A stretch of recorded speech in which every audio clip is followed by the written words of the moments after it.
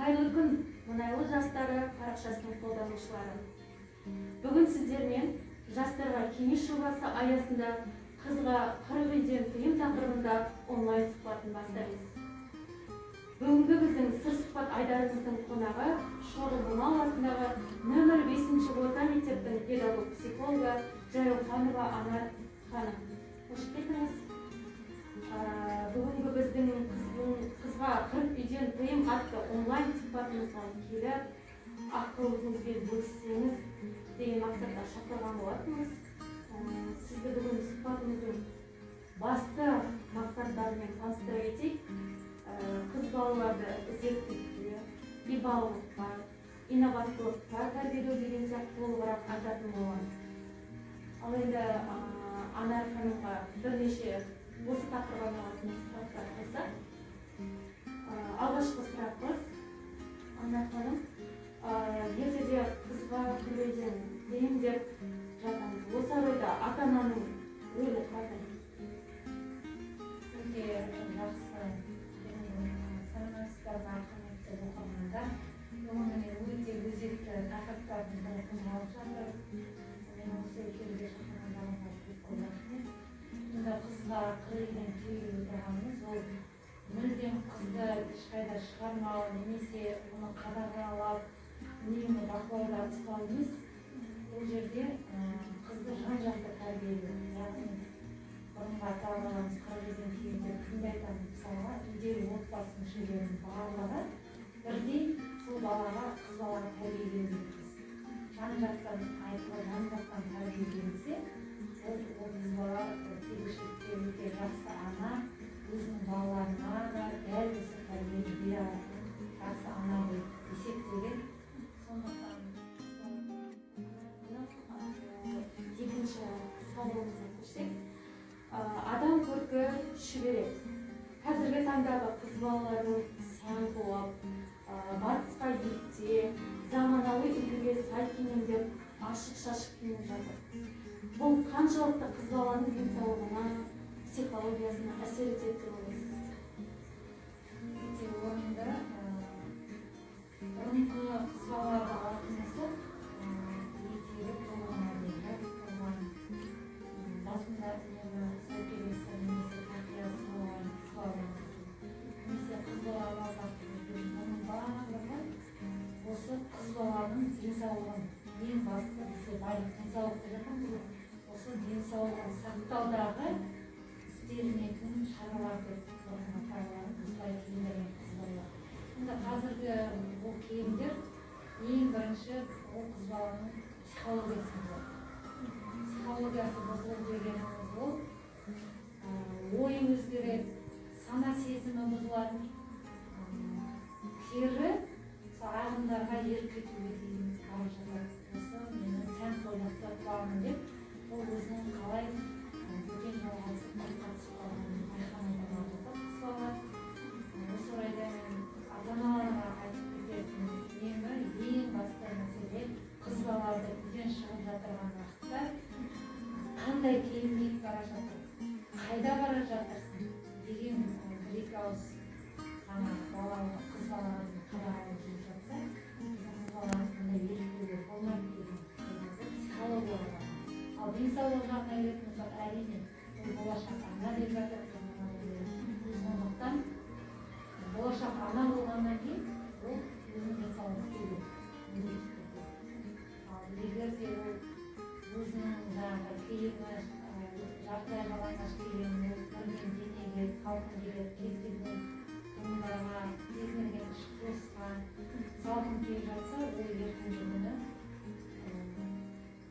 нәрестесіне де, болашағына да өте кері әсер етуі мүмкін. Сондықтан ең бастысы біз денсаулығымызды күту мақсатында киімдерімізді дұрыс киіп, дұрыс бағытта жүргеніміз өзімізге абзал.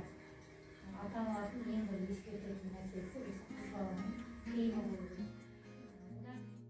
Үшінші сауалымызға көшетін болсақ, қазіргі кезде қыз балаларды алаңдататын қандай мәселелер бар? Енді қазіргі қыз балаларды жалпы қазіргі жастарды алатын болсақ, көп жағдайда оларды алаңдатып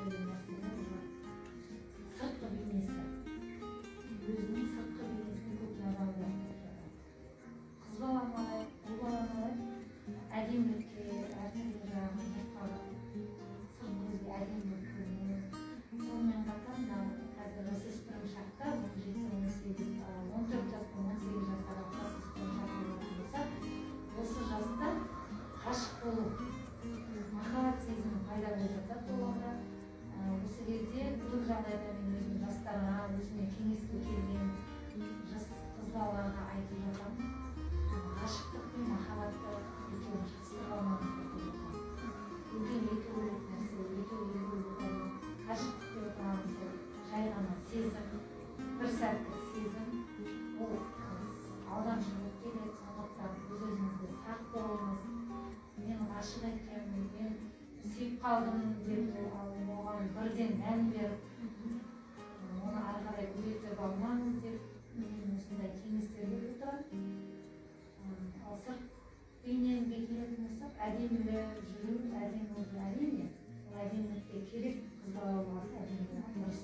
Дегенмен де ішкі сұлулық жайлы ұмытпауымыз керек. Ішкі сұлулығымызға көбірек мән берсек, біз өмірде барлық нәтижеге келесі сұрағымызға көшсек, әлеуметтік желінің қыз балаға тигізетін кері әсері қандай? Енді ол әлеуметтік желі деп отырғанымыз ол өте ауыр мәселе. Қазіргі жағдайдағы ең бірінші алып тұрған мәселелер осы әлеуметтік желі деп жатырмыз. Әсіресе біз қазір қашықтықтан оқыту басталғалы көп жағдайда осы балалардың, қыз балалардың әлеуметтік желідегі түрлі түсіріп жатады, тикток түсіріп жатыр, тағы сондай бір әлеуметтік желіге өздерін ашық-шашық жариялауы, барлығы баланың, қыз баланың психологиясына кері әсер етеді. Сондықтан әлеуметтік желіге қызығушылықтың оянғаны соншалық, кейбіреулері мүлдем өзінің жаңағы ішкі сезімінен психологиялық тұрғыдан травма алып жатыр. Психологиялық травма алып жатыр. Осы орайда мен ата-аналарға айтатыным, қашықтықтан оқыту кезінде де дәл қазір онлайн оқытудың кезінде үйде отырған баланы қадағалау керекпіз. Қанша уақыт ол интернетте отыр, ол не көріп отыр интернетте, сабақ орындап жатыр, сабақ орындап болғаннан кейін интернетте қанша уақыт отыр. Осының бәрін қадағалап отырып, интернет достарымен қалай байланысып жатырғанын, қандай желілерге кіріп отырғандарын қадағалап отыруға болады. Қазіргі желіде, мысалы қазіргі техниканың дамыған заманында ата-ана бақылауы деген бар. Осы телефон, ұялы байланыс телефондардың ата-ана бақылауын қосып алсақ, баламыз не көріп жатыр, қандай желіге кіріп жатыр, қандай YouTube карталарын не көріп жатыр, барлығы бізге мәлімет болып тұрады. Сондықтан біз өзіміздің баламызды осылай қадағалай аламыз. Ата-ана бақылауын қолданбасақ, біз бастан аяқ аламыз. Келіп жеттік. Ана ханым, жар-құшыр, сәби сүю, ана атану үлкен бақыт. Десек те бүгінгі таңда ерте жастан ана атану жайлы қоғамның басты проблемасына айналып отыр. Қыздарымыздың ұлттық психологиядан ауытқып бара жатқанда байқалып отыр. Бұл бүгінгі күннің ащы болса да өзекті өртейтін шындық. Осы орайда сіздің алып қоса ойыңыз? Бұл орайда мен былай айтар едім, біздің ата-бабамыз бұрын 13-те отау иесі деп айтады ғой. Осы 13-те отау иесі деп айтудың себебі ол 13 жасында тұрмыс істеп кету, 13 жасында үйленіп кету. 13 жасында олар жетіліп пісіп бастаған кезде оны отбасылық өмірге дайындайды. Сол әрден отбасылық өмірге 13 жасынан бастап дайындап келіп, осы дайындау деген уақытта отбасын құруға рұқсат береді екен. Бұрынғы кезде қарасақ, сондықтан 13-тен отау иесі деп те айтылып жатырғаннан сол кезде осылай айтылады екен. Енді қазіргі 13-те отау иесіне қарайтын болсақ, қазірде отбасының көп жағдайда қыз баланың ерте тұрмысқа шығуының бірге бір себебі ол отбасындағы жолы психологиялық.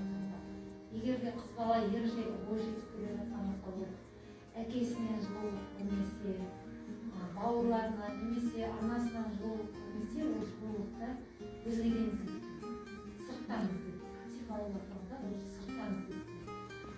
Ол осылай жүрген кезде оған кім жылы сөйлесе сол адам жақсы көрінеді екен да. Өзінің қалай қатысып алданып қалғанын байқамай қалды көп жастарымыз. Сондықтан ата-аналарға айтатыным, балаларыңызға үнемі жылы сөйлейік, жақсы сөздер айтайық, жақсы көрейік, оны жақсы бағытта тәрбиелейік. Ал жаңағы ерте тұрмыс құру, ерте жүкті болу, ол өте қыз баланың денсаулығына әсер етеді. Психологиялық тұрғыда, медициналық тұрғыда қыз балаға өте кері әсер етеді. Бұл деп отырғанымыз баланың ең бірінші ерте есеюіне рұқсаттар. Ерте есею ол ерте қартаю деген сөз. Психологиялық тұрғыда ерте қартаяды. Яғни өзінің құрбы-құрдастары әдемі қалпына жүргенде ол өзі отбасылар, бала-шаға, күндегі күйеуін тірліктің ісіне араласып кетеді, өзінің өмірін қалай өтеді деп байқамай қалады. Ал ерте құрсақ көтеру ол физиологиялық тұрғыда өте ауыр болады. Яғни өзі әлсіз болып жүрген кезде, өзі әлі жетіле алмай жүрген кезде оның ішіне бала өтетін болса, оған уже екі есе салмақ түседі. Яғни қан жоғалту, анемия болу, әртүрлі шаршау, нерв жүйелеріне кері әсер етеді. Бұл бірден өзін тастап жіберетін қиыншылыққа төзе алмайды деп кейбіреулер соған бет үйреніп, өмірдің ағымына жүреді ғой осылай. Өзінің өміріне балқашалап есеп болады. Бұл жерде мен қыз балаларға айтатыным, барлық нәрсе өзінің орнымен болу керек. Орнымен орын алу керек. Жас кезде жастық шақтың дәмін тату керекпіз. Әдемі жастық шақты өткізуіміз керекпіз. Жақсы ана тану үшін бізде өз-өзімізді сақтау керекпіз. Балалар әсіресе өз-өзін сақтау, жан-жақты өз-өзін зерттеу керекпіз.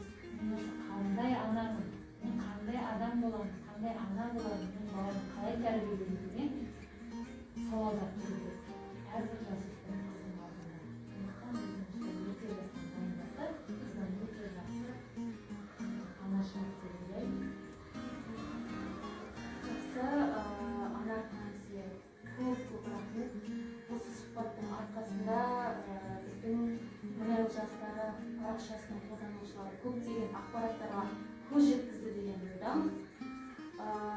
Ар намысын жоғары ұстай білген қыз ғана жұрт алдында әрдайым абыройлы, сыйлы. Жел бағытын өзгерте алмасақ та, кеме желкенін арманымыздың бағытына қарай өзгерте аламыз. Ең бастысы сенім мен үміт. Дәл осындай бағыттағы шараларымыз алдағы уақытта жалғасын табатын болады. Бәріңізге рахмет. Сау болыңыздар.